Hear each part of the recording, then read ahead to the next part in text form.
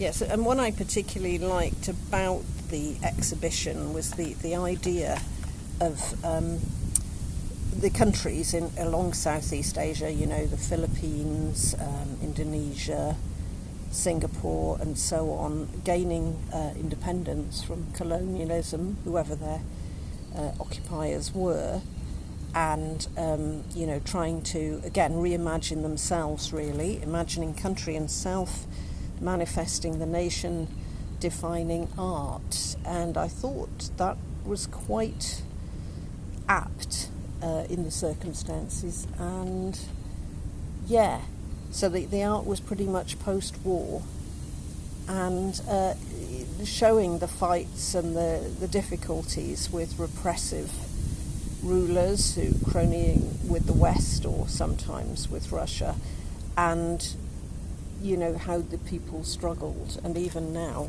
you know, we're still struggling. We're all struggling, aren't we, when we've been repressed in kind of rediscovering our own identities and what the hell is our identity, both on an individual level, I think, as well as on a national level. And Singapore, I think, is particularly interesting because although originally it was Malay, of course, you know, it's had, you know, it contains many nations, the Tamil, the British, the Malay, the Chinese, and in fact the Chinese would argue that the Chinese are the most populous in Singapore. I haven't talked enough to Singapore Chinese people to know how they see themselves in that respect. My gut feel is they would say they were Chinese Singaporeans, but you know, I've no idea whether that's the case or not. But I do see a very independent country that's that's definitely developing its own identity.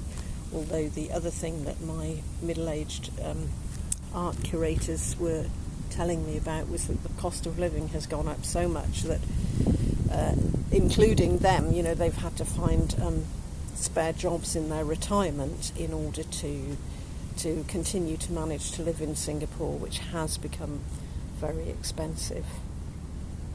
So, back to the gardens.